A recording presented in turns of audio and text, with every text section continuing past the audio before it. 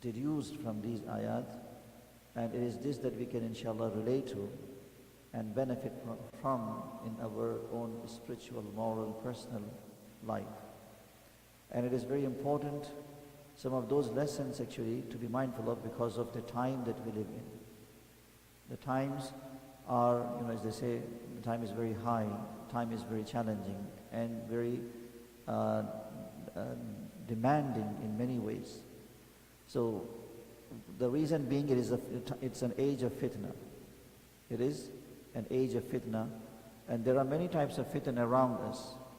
The fitna of beauty, the fitna of wealth, the fitna of, subhanAllah, different types of temptations around. All of these are the fitnas, and what we see here, one of those playing out very powerfully to distract, to destroy the morality, religiosity of the person. So how can we navigate through that? And how can a person preserve his own iman and his own morality? So the first important Sallallahu Alaihi Wasallam Muhammad lesson that we can learn from is, protecting, as I have stated yesterday very briefly, but I want to add some prophetic examples today. Protecting our own reputation. Protecting our own reputation, moral integrity, right, is something very important, because I said, if you lose something monetary, you can always regain that. But there are certain things when you lose it forever. And it is hard to restore that image once again in the eyes of others. And moral integrity is one of those things. When people start to view you ill and evil and bad, associating as bad as things like this, then you will not be able to walk as a dignified person, in the very same society. And therefore I know, as a matter of fact, some individuals who have literally moved out of our city so that they could be never seen around. It could force a person to literally make such a move, right, to relocate fully so that he is no longer in that community, to be criticized, to be mocked at and laughed at, so that he starts a new life, from the beginning somewhere else.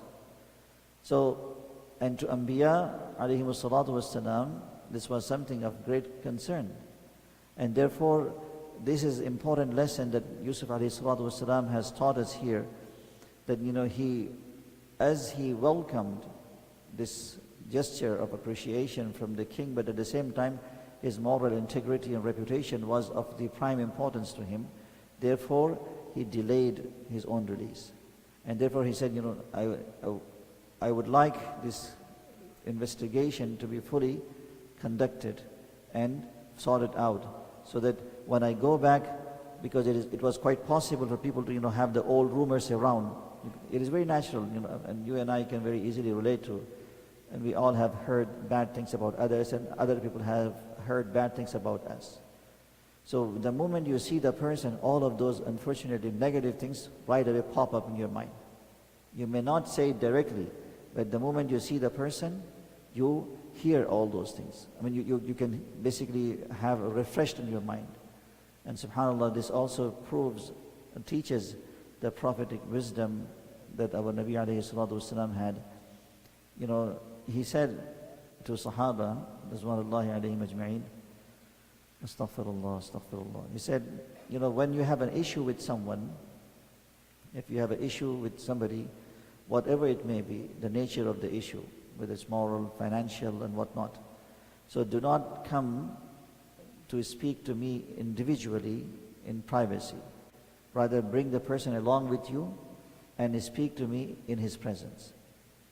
Two reasons for that. One is so that you could not exaggerate, because generally when you speak on your own for somebody else in his absence, then you add more spice to it, and you add more words to it to complicate the situation and to really demonize the person. But when the person is listening, you will be as accurate as possible. And the second reason Rasulullah said that, Subhanahu said, بِأَنِّي أُرِيدُ أَنْ أَخْرُجَ إِلَيْكُمْ سَلِيمَ الصَّدْرِ, because I want to come out to all of you to see you as a person having no negative thoughts about anyone. Because when I hear negative things about people, then of course the moment you see the person, all of those things become fresh in your mind. So when the person is present, you will be able to defend any allegation that you will level against him, At the same time, you will be very fair, in your approach. And this is really true that, those who serve in the community, I'm not just saying ulama, but anyone who is in the capacity, generally people don't know, but people come to them, with scholars and counselors, with all kinds of worst of the worst that you could ever imagine. But alhamdulillah, because of the maqam and responsibility, they hear all of those things, and it is easy when you hear things like that. I have had issues to hear that my mind, my ears could not believe that. But the moment I would see the person does not know that I know about him or about her. It would remind me of those comments about this individual that I heard. So it affects your respect that the person perhaps deserves. That is very difficult for any leader actually in the community, especially those who really have a maqam and people come and share their personal issues with them. So may Allah, and this is why I said my teachers told me, one of the things that is very necessary for imam and an alim, a scholar, is to be very, very disciplined in his spiritual discourse and in his spirituality, maintaining azkar, maintaining awrad. If you do not do that, then the evil and the ill that you continue to see and hear, it will even affect your own iman. So awrad and azkar, they're like shield around you to guard you. I don't want to, and I cannot give examples of those types of words, of the third words that I had heard, because it's not appropriate, but it is enough to say that what Rasulullah ﷺ said, I could relate why he said what he said. لأني أريد أن أخرج إليكم سليم الصدر, because I do not want to have those types of thoughts about anyone when I see the person. So, subhanAllah, there is so much wisdom in this to learn. And Yusuf ﷺ, because of this, he wanted to make sure that this is, ironed out and fixed when he is out. And nobody should be able to even think anything negative about him. And this was very, very important for him. And that is the lesson that he wanted to, subhanAllah, set for the people around. And we also relay, as I said, some examples from the Seerah of Rasulullah ﷺ we learned. One time, Rasulullah ﷺ was outside of the Masjid al-Nabawi, and it was dark, and he was with one of his wives, Safiya radiallahu anha, the noble wife of Prophet ﷺ, who comes from the Jewish family, Huyay ibn Akhtab, who was the leader of one of the Jewish tribe in Medina, but she came in as the prisoner.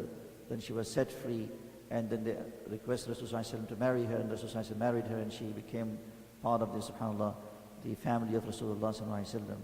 But she came from the, it is interesting that in that circle, Rasulullah had, people from different religious, also cultural background in his family.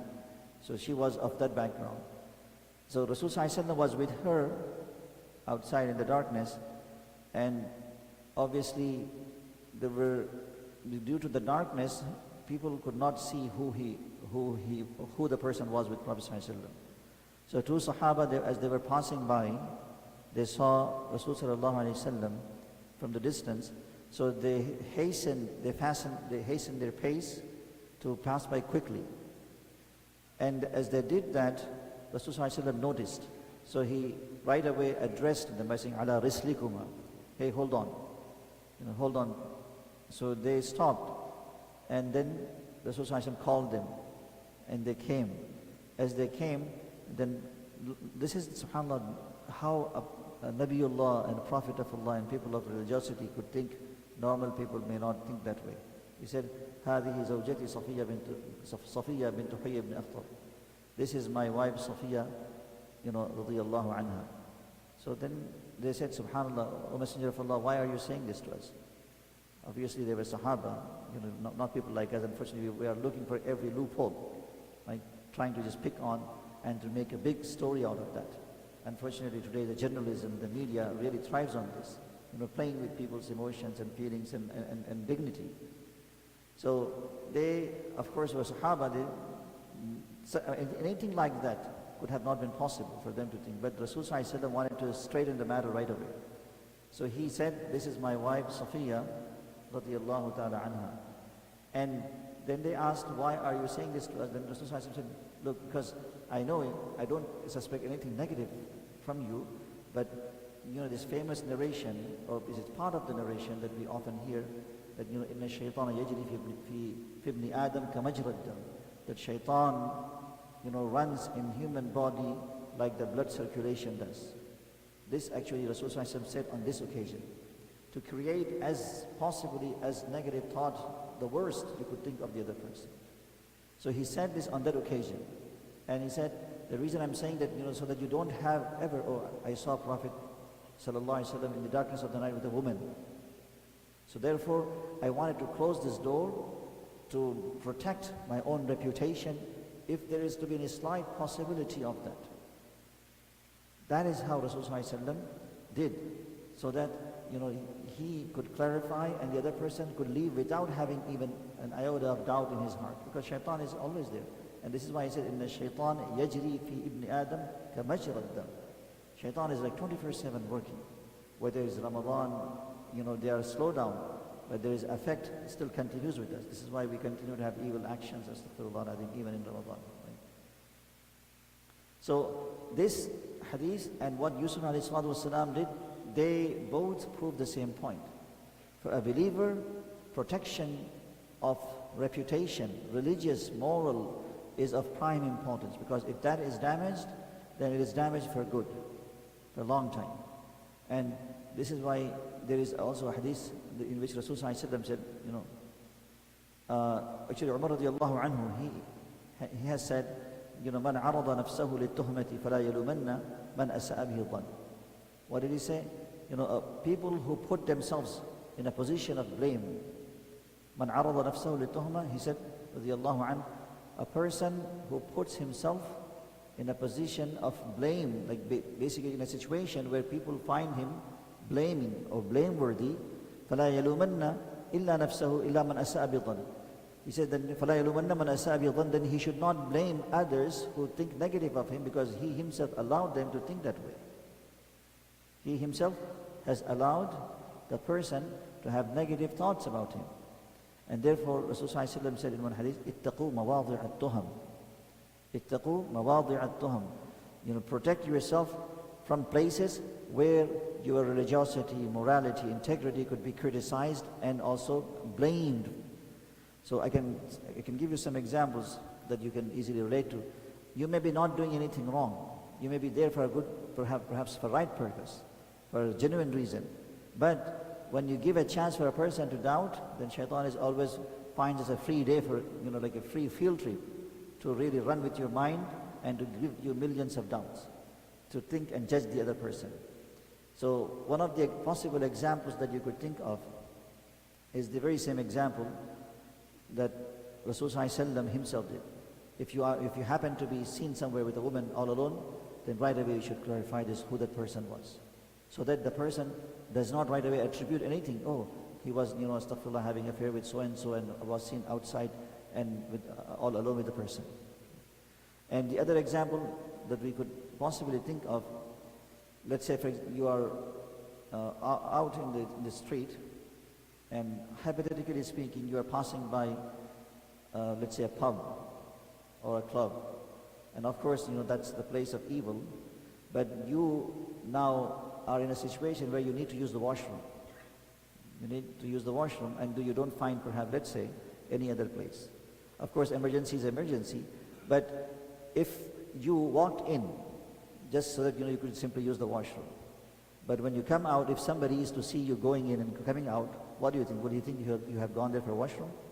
He would not think that way. He would get the worst of the possible thoughts to judge your personality, right? To judge your personality. So these are the examples.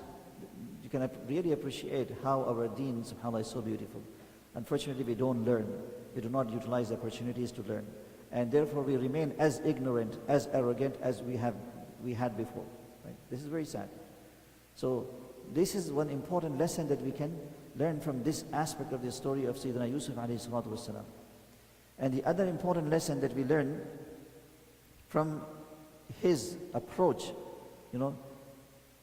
to investigate the matter, what did he do?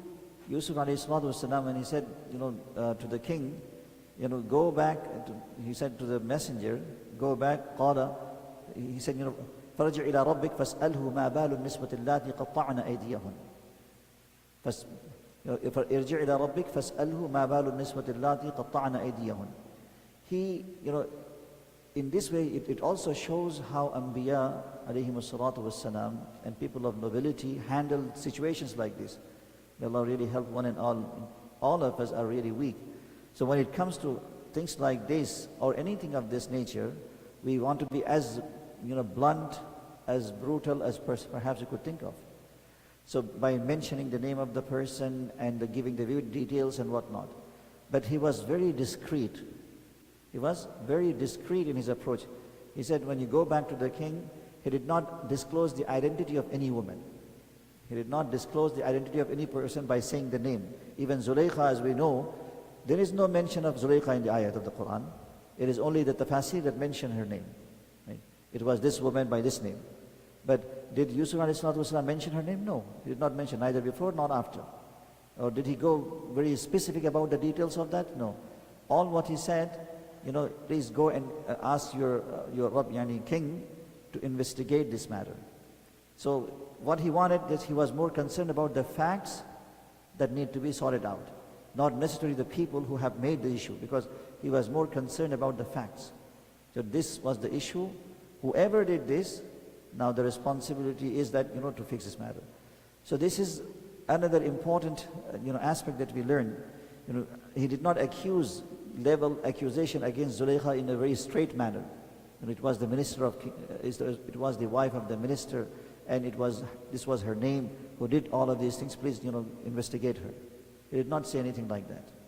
So this shows how he even maintained this decency in this regard, and not disclosing their very identity. And the other benefit that we could also draw from this, because accusation is a claim.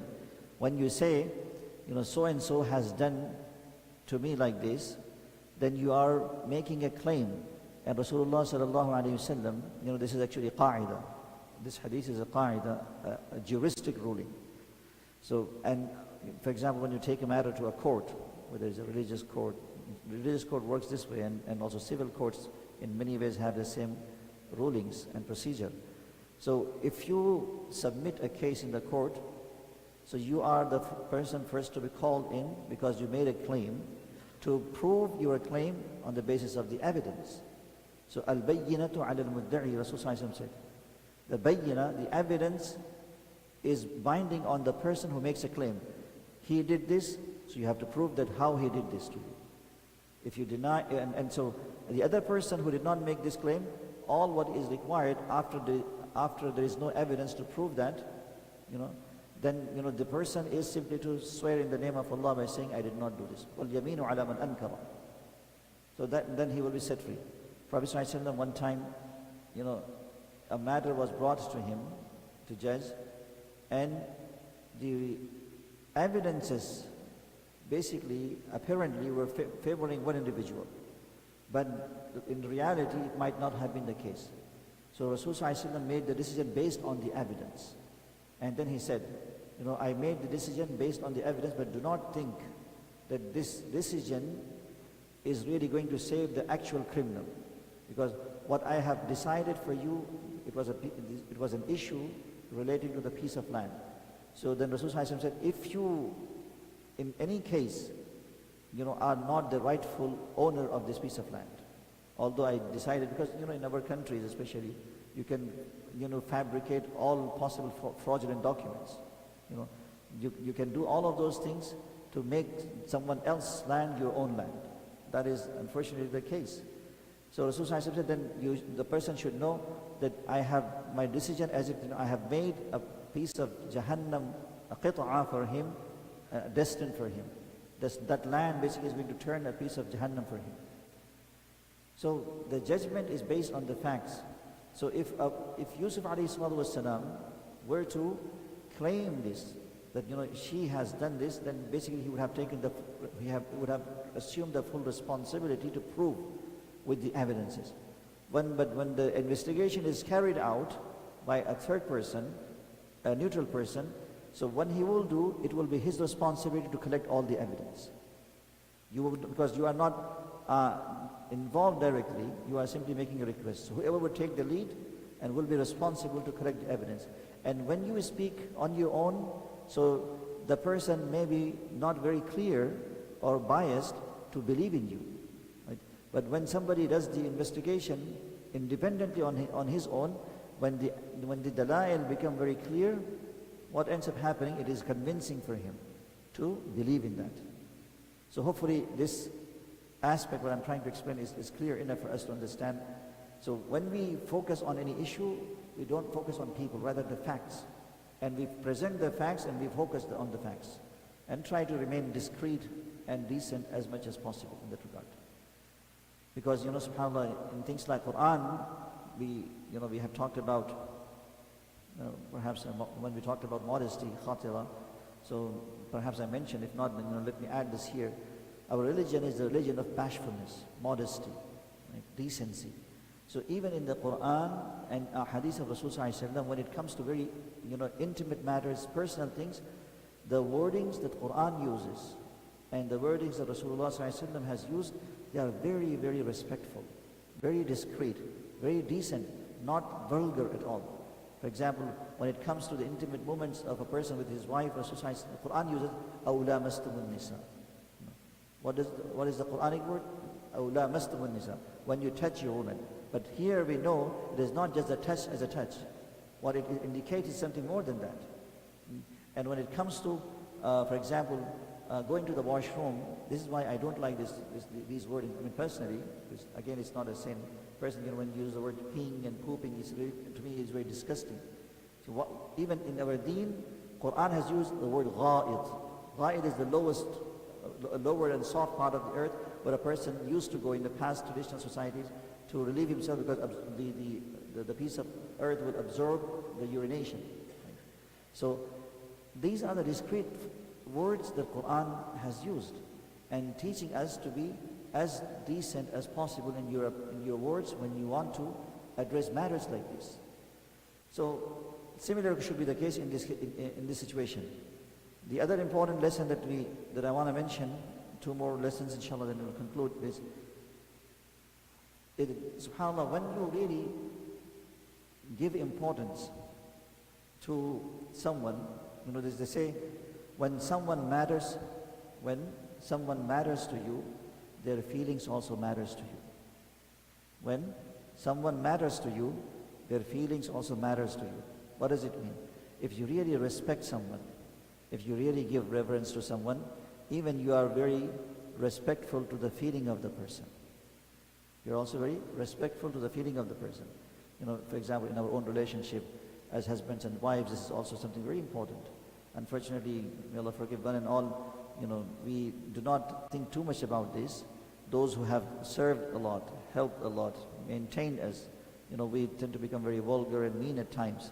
So we should be applying this golden saying in our own relationship with our own spouses too, not being nasty and mean in the fit of anger, because their lives matters to us. As their lives matters to us, their feelings should also matter to us, and this is how you show your respect and love. So when Yusuf alayhi salatu wasalam said, ذَلِكَ لِيَعْلَمْ أَنِّي لَمْ أَخُنْهُ بِالْغَيْبِ وَأَنَّ اللَّهَ لَا يَهْدِي الْكَيْدَ الْخَائِنِينَ. When he said this, he meant that, he requested the king to carry out or conduct this investigation because the Rabb or his master who had brought him home and took care of him, أَحْسَنَ مَثْوَايَ, maintained him well. And basically the idea is that, as I mentioned, the idea was that minister of the country and his wife, they did not have children. And Yusuf was a very young boy. Either he would benefit us or we may adopt him as our son. And this is a big thing. Somebody who was sold in slavery, from a foreign land, now you buy and then mashallah you see that person and consider him to be as part of your family and also want to make him as your own son. That's a very big favor. So Yusuf alayhi salatu wasalam, he wanted him to know that I did not betray him in this regard, because it was his wife. I did not do anything ill and evil with his spouse. And why did he say this? Because although this matter was long gone, many years had gone by, but there was this upset feeling. So his feelings mattered to him. And therefore he wanted to say this so that he knows that there was even no hurt feeling at all left behind, because of anything that may have hurt him. So this is another important lesson that we learn from this. And the last point that I want to share here as a lesson from these ayat, وَمَا أُبَرِّئُ نَفْسِي إِنَّ النَّفْسَ لَأَمَّارَةٌ بِالسُّوءِ إِلَّا مَا رَحِمَ رَبِّي إِنَّ رَبِّي غَفُورٌ رَحِيمٌ. He says that, I do not, أُبَرِّئُ نَفْسِي, I do not expulcate my nafs, proving that my nafs is innocence. I'm not claiming innocence to my nafs, which I said it was out of his humility, out of his tawadu. In the nafs, surely man's nafs la'ammaratun bis-su', it incites to evil. It invites the person to evil. And then he says, illa ma rahima rabbi, except for those my Rabb has mercy on, they remain safe. And then he said, inna rabbi ghafurur rahim. When a person is genuine to remain safe, and if there is a help of Allah subhanahu wa ta'ala for the person, then of course my Rabb is very merciful and also very forgiving. Something out of the slip of the moment happens, Allah will overlook that. But you have to have this firm resolute to stay away from things that are haram and wrong. Then you must show that. So what he said, the ulama, they said that there is a difference between being correct, factually correct. There is a difference between being factually correct when you narrate a reality, than to claim perfection to yourself. All of us, this is something in human nature, we want to show the best of ourselves to others. But we also know deep down I have also flaws in me. But we do not want to think of it, we do not want to speak of it. But the positive side, definitely we project as high as possible. So, but in the process of doing so, oftentimes we go to extreme. In the process of doing so, we oftentimes go to extreme by saying certain things that may be seen as a claim for perfection. And may Allah save one and all. Sometimes we say, do you think I can do something like this? I could have never done something like this. I could have never been as evil as this. So this, in one way, could be seen as a claiming perfection for oneself, because we don't know how, in what fit of emotion and fit of in a situation we will react. So a person who is absolving himself from evil and ill, that's fine, but he should not go as far as I could have never done things like this. So when you say could have never done, will never do, or will never do, these words basically you are saying that not now, even future you are safe. Do we know? Is there any assurance and guarantee that we will remain as we are? This is why do you think this dua really is very important dua? Rasulullah said, ask Allah for husnul khatimah. Ask Allah for husnul khatimah. And there are many examples of that. A person lived, if you read the stories of Bani Israel, you see people who were like pious worshippers. But how did their end come in their life? They even lost the faith.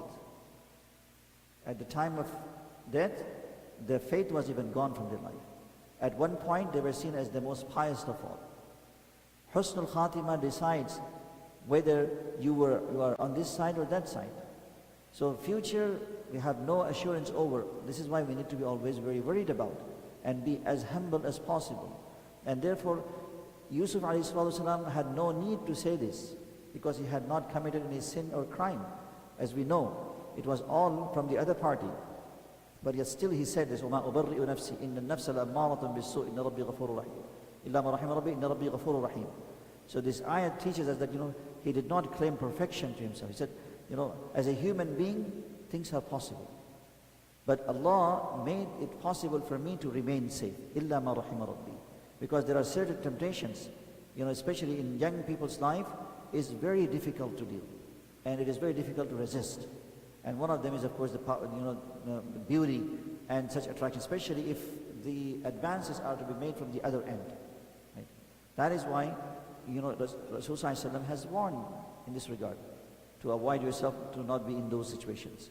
But Yusuf alayhi wanted to convey this message to all of us. I address myself and all of us, as much as we are regular in prayer, in fasting, all of that, because we should never think that I'm going to remain safe from the traps of shaitan. Always need to be vigilant, always need to be humble, always need to seek the help of Allah subhanahu wa ta'ala. Never think that I'm above and over anyone, or any of those traps and any of those temptations, because you never know how and where and where you will get trapped, and it could be the worst of all. And that's why وَمَا أُبَرِّئُ نَفْسِي إِنَّ النَّفْسَ لَأَمَّارَةٌ بِالسُّوءِ إِنَّ رَبِّي إِلَّا مَا رَحِمَ رَبِّي إِنَّ رَبِّي غَفُورٌ رَحِيمٌ. It's a very powerful message, especially, like I said, in times of fitan, in times of temptations, in times of challenges, because we need to have this circle of spirituality and protection around us to remain protected.